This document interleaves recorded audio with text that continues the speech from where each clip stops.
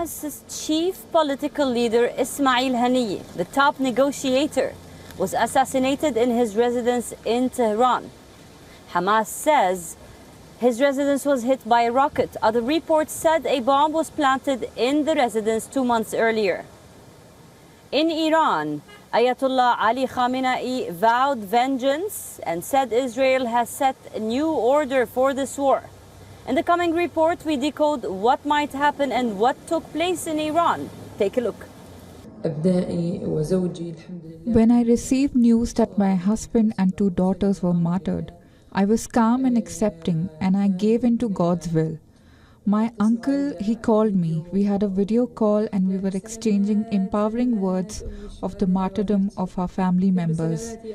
He said, "Oh, mothers of martyrs," and I said, "Oh, father of martyrs." We were smiling to each other in acceptance and faith that they have passed to heavens and we shall follow. He used to comfort me by saying, "This earthly life is definite. We are all on this road." We did not speak in sadness. We were comforting each other with patience and pride. No doubt that the death of your loved ones is hard. Losing them is hard and painful, but our respite is to meet in heavens.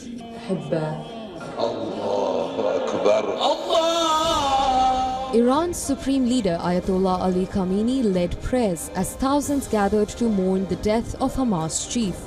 Haniyeh's wife bid farewell to his coffin in Qatar, his last resting place.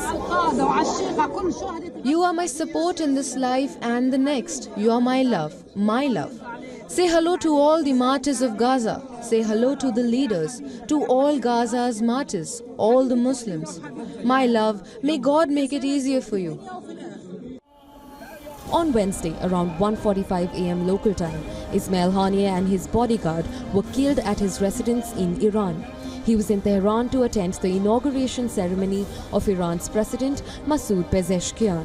Hours before the attack, Haniyeh reportedly visited a theme park exhibition of Axis of Resistance along with the leader of Palestinian Islamic Jihad, Ziad al-Nakaleh. Hamas spokesperson and deputy head Khalil al-Haya claims a rocket directly hit Haniyeh's room. As for the accident, my dear brother, it's not clear from witnesses who were with brother Ismail Haniyeh, because it was a rocket that entered the room that the brother Ismail was in, and he was hit directly. And now we await full investigations from the concerned parties, our brothers, because this was clearly a rocket that destroyed glass and windows and some doors, as well as some walls. So therefore it is clear that the rocket from witnesses that were with him in this house have seen this. Israel has neither confirmed nor denied responsibility for the killing. Israel's ally US said it's not aware or is not involved in the killing of the Hamas chief. However, Iran's supreme leader Khamenei vowed revenge for Haniyeh's assassination. He said it is Tehran's duty since the killing happened on its soil. Iran says Israel has set itself for harsh punishment. Reports suggest Khamenei has ordered to strike Iran directly. Iranian supreme leader and president will have tough choices to make. This decision could include Hezbollah, its closest ally in the region, stepping up attacks on Israel's north, or the Houthis expand their attacks in the Red Sea. The war could also expand to Lebanon. Prime Minister Netanyahu, however, says Israel is ready for any scenario. Israel is highly prepared for any scenario, both defensively and offensively. We will exact a very heavy price for any act of aggression against us from any arena. Hamas also will have to make choices. One of them would include finding a replacement for Ismail Haniyeh. Haniyeh was one of the top founding members of the group, who stayed in exile but was the diplomatic face of the ongoing ceasefire negotiations in Gaza. One of the top choices for Haniyeh's replacement is Khalid Mishal. Mishal survived an assassination attempt in 1997. This was when Israeli agents injected him with poison on a street outside his office in the Jordanian capital, Amman.